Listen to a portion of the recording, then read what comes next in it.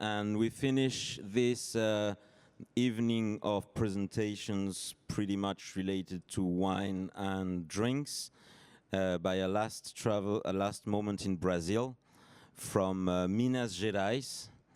We have Vinícolas de Minas Gerais e Portugal by Clésio Barbosa and Patricia Souto-Mayor Assunção, published by Creare.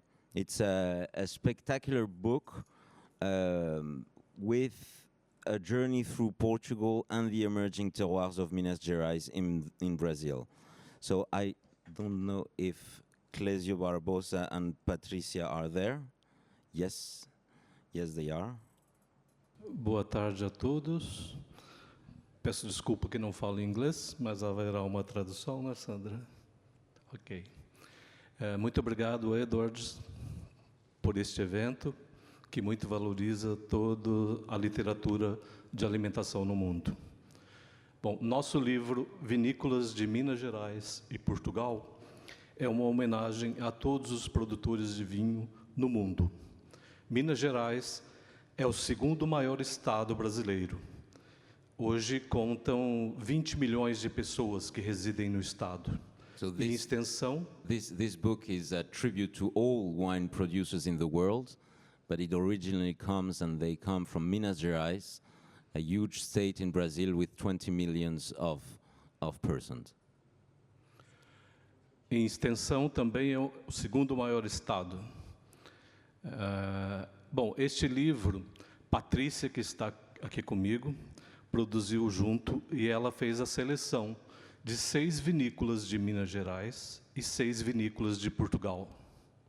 Alongside Clésio, you see Patricia that has done the selection of wineries from Minas Gerais. Além das vinícolas, ela também fez a seleção de receitas gastronômicas, salgadas e doces de Portugal e de Minas, que ilustram cada capítulo do livro. In addition to those wines and wineries, there is a selection of recipes from Portugal and Minas Gerais that illustrate each one of the wines. Bom, no livro também contamos um pouquinho da história do vinho, desde 6.000 anos antes de Cristo. A lenda diz que o primeiro a ter contato com as sementes de vinhas selvagens foi Noé, quando deixou a arca. The book goes back to 6,000 years to the past, even to Noah when he left the boat. Mas há pesquisas que foram encontrados vestígios de vinificação na área que hoje é a Turquia, mas na área asiática da Turquia. So it goes back to what we found to be the origin of the wines in the actual Turkey today.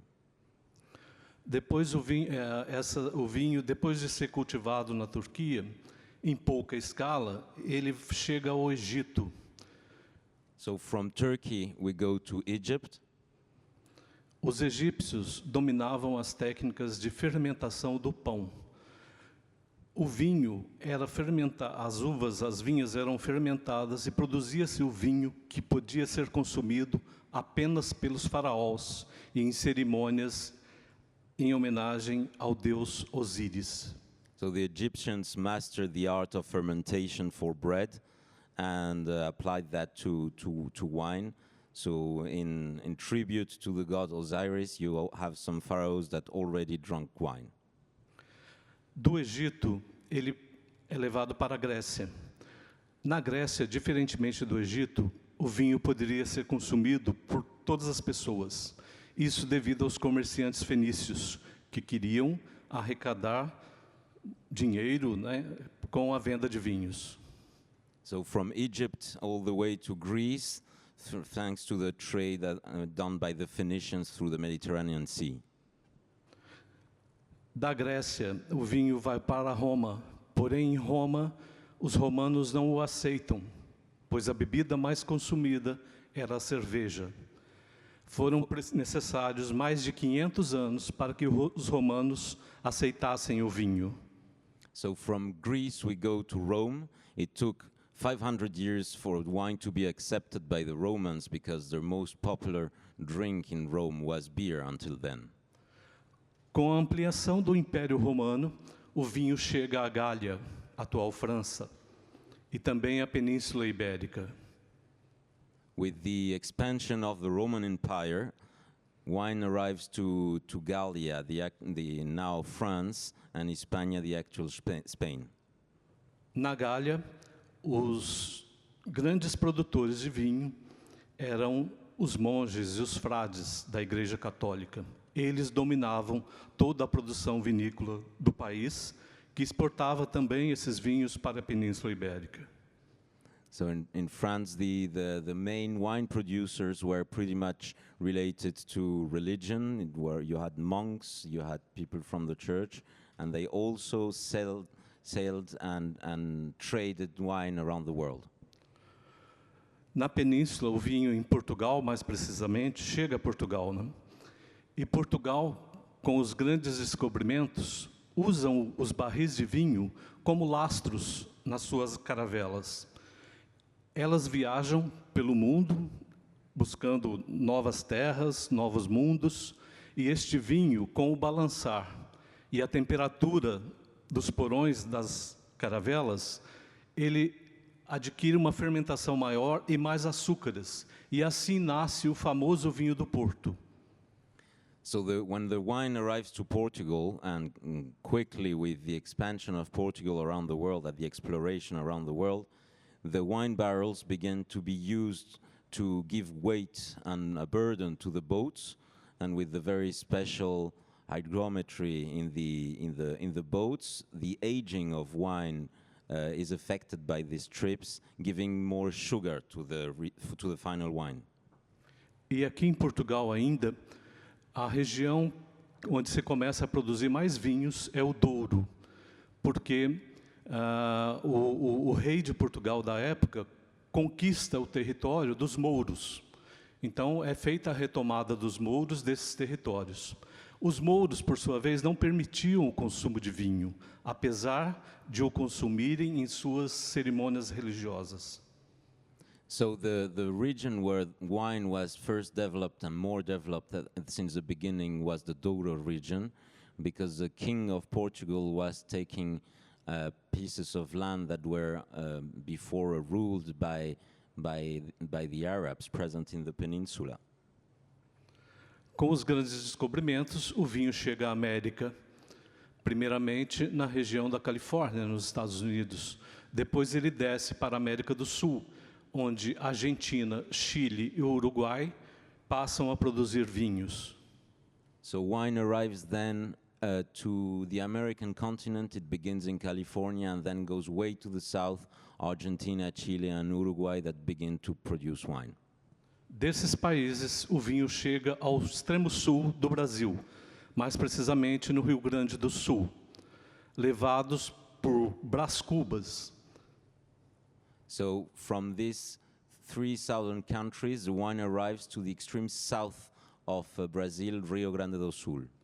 Do Rio Grande do Sul, ele vai para Minas Gerais, mais precisamente quando a corte portuguesa se instala no Brasil. Porém, em Minas, o vinho era produzido apenas como vinhos de mesa.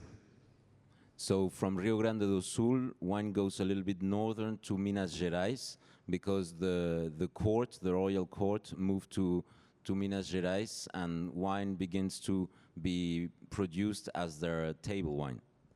Muitos anos depois, mais precisamente há 20 anos atrás, o governo de Minas Gerais encomendou uma pesquisa que possibilitasse a produção de vinhos finos no estado de Minas Gerais. Uma pessoa chamada Murilo de Albuquerque fez uma pesquisa e constatou que era possível se produzir vinhos finos.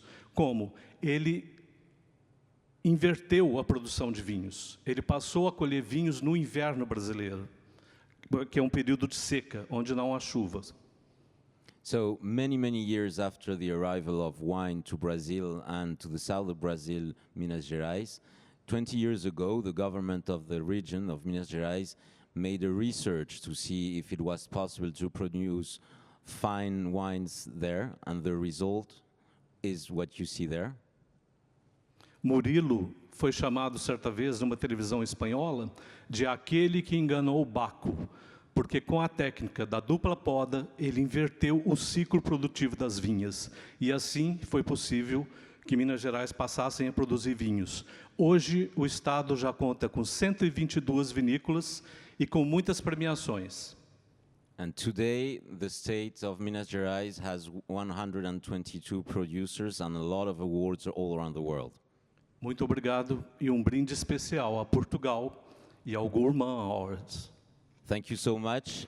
E ao Clésio, And cheers to contou a Portugal história and the toda. Gourmand Awards.